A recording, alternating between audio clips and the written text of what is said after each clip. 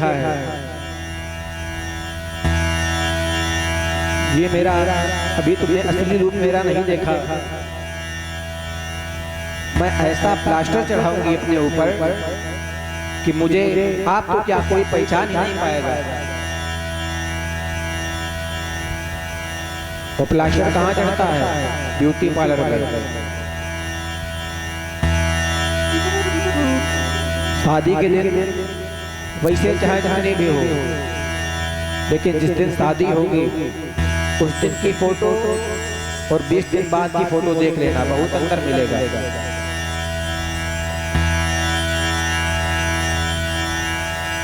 अब पूतना बन संवर कर आई है, सुंदर भेष धारण किया, भेष धारण करके कंस ने कहा, अरे बहन तुम्हारा ये भी रूप है? मैं तो जान ही नहीं पाया कि ये मेरी बहन उतना है। अब तो तुझको कोई पहचान ही नहीं सकता। और बढ़िया रूप धारण करके सुंदर वस्त्र आभूषण पहने और सुंदर बनने के लिए लोग बाग दिन क्या क्या करते हैं। ब्यूटी पार्लर में जाते, वही आज पूतना ने भी सुंदर बनने के लिए ये सब ढोंग रचा है, बढ़िया वस्त्र आभूषण पहने, लेकिन सुंदर बनने के लिए तुलसी बाबा ने कहा है, अरे सोई सुंदर सोई सुभग शरीरा, सोई सुंदर सोई सुभग शरीरा, सोई सुंदर सोई सुभग शरीरा, सोई सुंदर सोई सुभग शरीरा, हरे तन पाई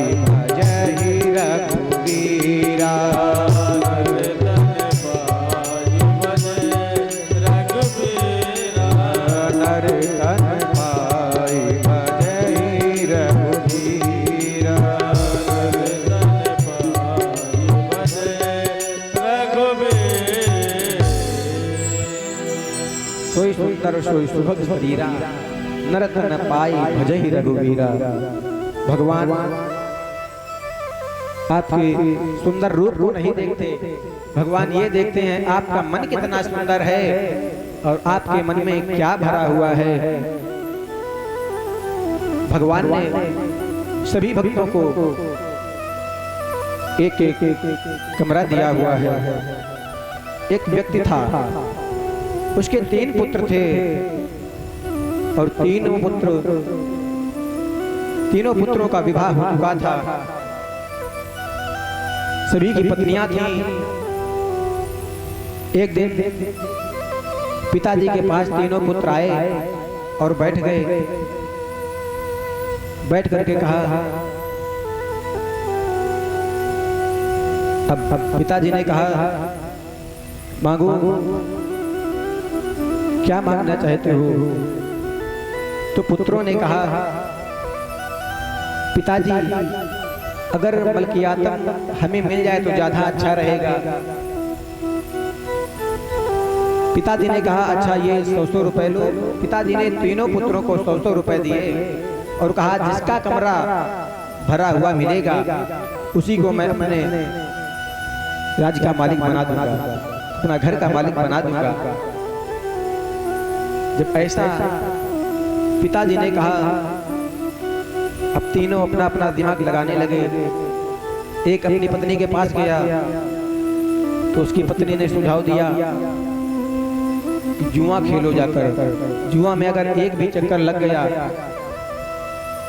तो बहुत सा धन एकत्रित हो जाएगा और उस धन से हम अपना कमरा भर लेंगे। एक पुत्र जुआ खेलने के लिए गया, वो पैसे हार गया, वो वापस आया लौटकर।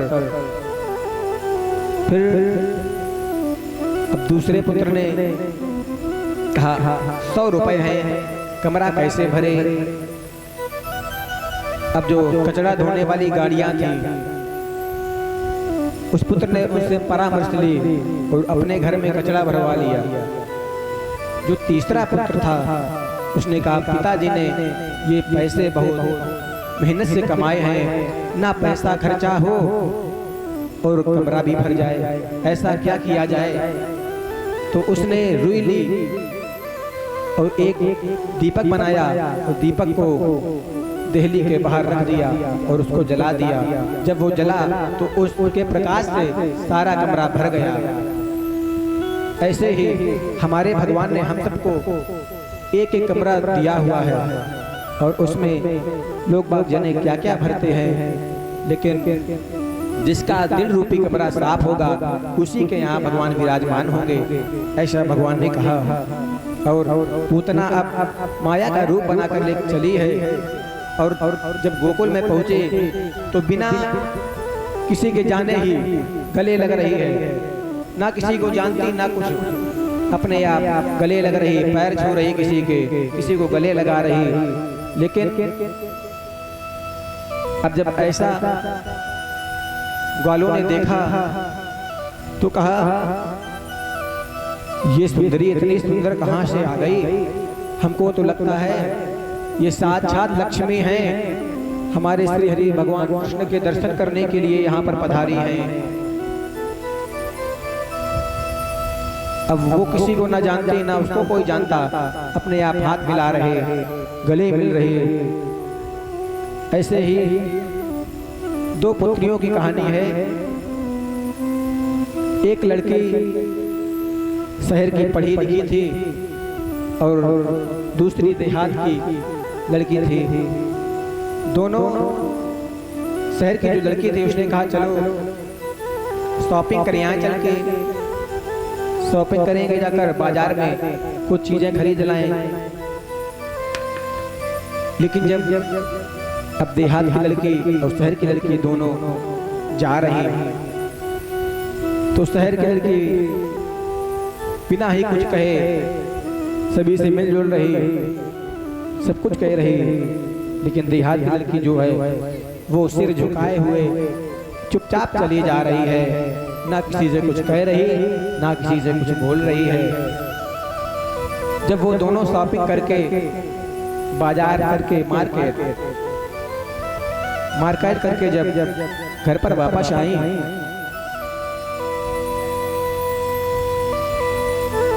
तो अब जो शहर की लड़की थी उसने कहा मैं तुझे अब कहीं नहीं ले जाऊंगी, तू कुछ ना बोलती है,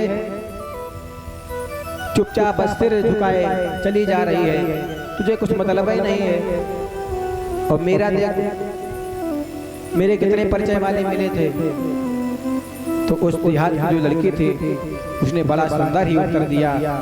उसने कहा मेरी नजर झुकी रहे ये मुझे अच्छा है, अगर मेरी नजर झुकी रहेगी तो मेरे पिता और जो भाई है वो नजर उठा करके चल सकेंगे। इसी प्रकार पूतना ना किसी को जानती है ना कुछ और सभी से मिलजुल रही है। नंद भवन में घुसे, यशोदा मैया से मिले। यशोदा मैया ने कहा अरे बहन तुम कहाँ से आई हो, तुम्हारा क्या परिचय है, हमें बताओ जरा, आपका क्या परिचय है। अब पूतना कहते अरे मैया मैं तेरे मायके से आई हूँ। मैया ने कहा मायके से आई, वो भी मेरे मायके से, मैंने तो तुझे अभी तक नहीं कहीं देखा। तो वो पूतना बोली अरे मैया जब तेरा विवाह हो गया तब तो मेरा जन्म हुआ, तो भला तू मुझे कैसे देख पाएगी। मैया ने कहा अच्छा चल कोई बात नहीं, चल अंदर चल। इधर भगवान पालने में पड़े हैं, भगवान पालने में लेट कर ये सब देख रहे हैं। और पूतना को जो ही अपनी तरफ आता देखा सो ही भगवान ने आंख बंद कर ली। अब भगवान के आंख बंद करने के अनेक भाव हैं। अब पहला भाव है,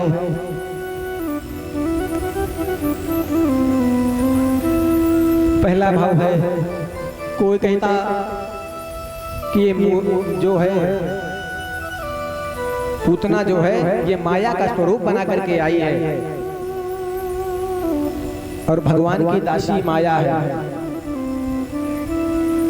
इसी कारण अगर भगवान उसको देखेंगे तो पूतना का वास्तविक रूप भगवान के सामने आ जाएगा और पूतना रूप इसका माया का बनाकर आई। और भगवान क्या कहते कि निर्मल मन जन सो मोहि पावा, निर्मल मन जन मोहि पावा, मोहि कपट छल छिद्र अभावा, मोहि कपट छल छिद्र अभावा, निर्मल मन जन सो मोहि पावा, निर्मल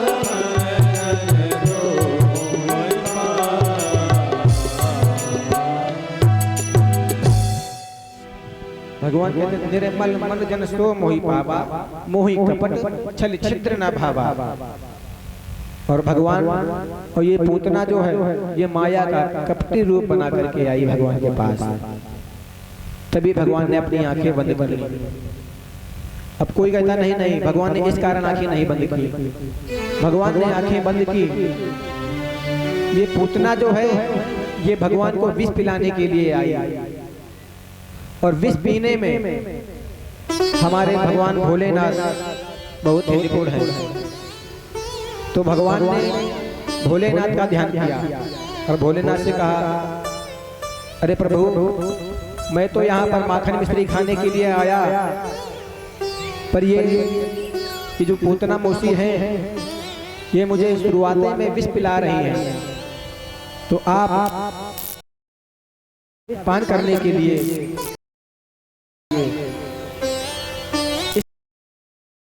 कहता व्यक्ति नहीं नहीं। अब दूसरे कवि ने भाव दिया कि भगवान देख रहे हैं कि इसने ऐसा कौन सा पुण्य किया जो ये मुझे दूध पिलाने के लिए यहाँ पर आए। तो भगवान ने देखा कि जब भगवान वामन अंगुल का रूप धारण करके राजा बलि के यहाँ मांगने के लिए गए थे, तो ये अगले जन्म में पूतना अगले जन्म में राजा बलि की कन्या रत्नमाला थी। और जब भगवान वामन अंगुल का भेष धारण करके गए तब ये पूतना बोली, कितना सुंदर बालक है, ऐसा लगता है मैं इसको अपने स्तनपान कराऊं। भगवान ने कहा तथास्तु। लेकिन जब भगवान ने राजा बलि से सब कुछ मांग लिया, राजा बलि को अपने बंदी बना लिया, जब ये देखा तब वो रत्नमाला कहती कि ऐसे पुत्र को तो मैं जहर पिलाऊं, अपने स्तनों में जहर लगा कर पिलाऊं। भगवान ने कहा ये भी तथास्तु। यही सब देख रहे हैं। इधर